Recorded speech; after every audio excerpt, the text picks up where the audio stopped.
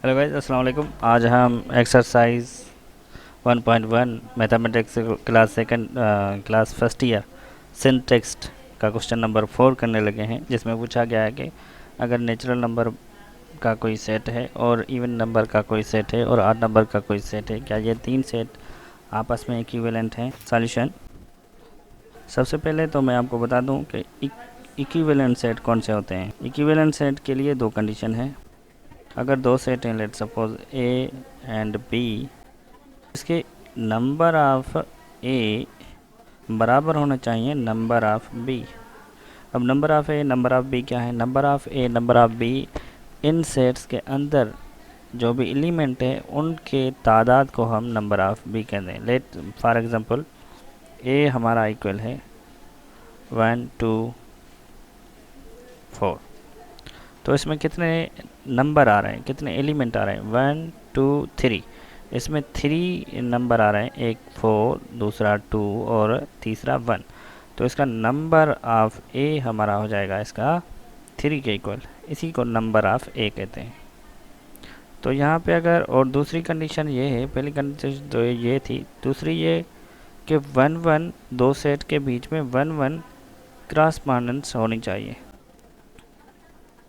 1 1 corresponding होनी चाहिए दो सेट्स के। ले सपोज यहाँ पे मैं आपको समझा देता हूँ कि ए और बी दो सेट हैं। अगर ए के एलिमेंट है हमारे 1 4 5 और बी के एलिमेंट है हमारे 6 7 8, तो यहाँ पे 1 1 क्रॉसपोंडिंग का मतलब है कि 1 6 से मैपिंग कर रहा है, क्रॉसपोंडेंस कर रहा है, और 4 7 से, मतलब हर एक एलिमेंट। अब यहाँ पे कोई भी एलिमेंट फ्री नहीं, यहाँ पे भी कोई एलिमेंट फ्री नहीं, इनकी 1 1 क्रॉसपोंडिंग हो गई। इसका मतलब ये हुआ कि ये यहाँ पे कोई भी एलिमेंट फ्री नहीं रहना चाहिए। अगर यहाँ पे कोई एक नंबर ज़्यादा होता तो इनकी 1 1 क्रॉसपोंडिंग नहीं हो पाती, फिर इन दो सेट्स को हम इक्विवेलेंट सेट नहीं कहते। तो आ जाते हैं हम कि नेचुरल सेट जो भी है हमारा, नेचुरल सेट को अगर नंबर ऑफ़ नेचुरल सेट निकालना चाहें तो वो हमारे कुछ इन्फिनिटी हो जाएंगे, क्योंकि लास्ट में हमने डेश डेश देखा है सेट में नंबर ऑफ़, और इसका लास्ट नंबर तो खैर हमें पता ही नहीं, और नंबर ऑफ़ इवन, क्योंकि इसके लास्ट में भी हमने डेश डेश देखे, क्योंकि ये भी कंटिन्यू था, तो इसका भी इन्फिनिटी नंबर आएगा। और नंबर ऑफ़ ऑड नंबर, इसका भी इन्फिनिटी आएगा, क्योंकि इसके लास्ट में भी आपको नज़र आ रहा है यहाँ पे डैश डैश। इसका मतलब है कि सेट पीछे कंटिन्यू है, सेट पीछे कंटिन्यू है, और सेट ये पीछे कंटिन्यू है, अब तो इन्फिनिटी तक जाएगा। अगर number of natural number, even number और ऑड नंबर को मद्देनज़र रखते हुए हम कह सकते हैं कि n इक्विवेलेंट है इवन के, और इवन इक्विवेलेंट है ऑड के। या फिर ऐसे भी हम कह सकते हैं n इक्विवेलेंट है इवन के, n इक्विवेलेंट है ऑड के, और ये मतलब तीनों ही सेट आपस में क्या हो जाते हैं? इक्विवेलेंट हो जाते हैं। और इवन इक्विवेलेंट है ऑड के, इसी तरह ऑड इक्विवेलेंट है एन के। कहने का मतलब वही है कि ये तीनों ही सेट आपस में क्या है?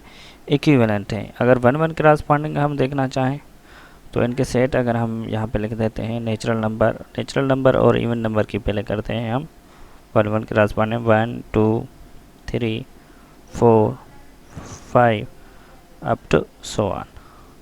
और उसके बाद ऑड नंबर की हम कुछ, चलो आर डी लिख लिया है तो आर डी की करते हैं 1 3 5 7 9 अप टू सो ऑन। ये इनकी 1 1 क्रॉसपोंडिंग का हम देखना चाहें तो यहाँ पे 1 जो है 1 से मैप कर रहा है, 2 3 से मैप कर रहा है, 3 5 से मैप कर रहा है। नंबर कौन से हैं ये हमें नहीं, कि यहाँ पे 4 है तो यहाँ पे भी 4 होना चाहिए। नंबर कोई भी हो 1 1 क्रॉसपोंडिंग होनी चाहिए, और 1 1 क्रॉसपोंडिंग इनकी चलती रहेगी अप टू इन्फिनिटी तक।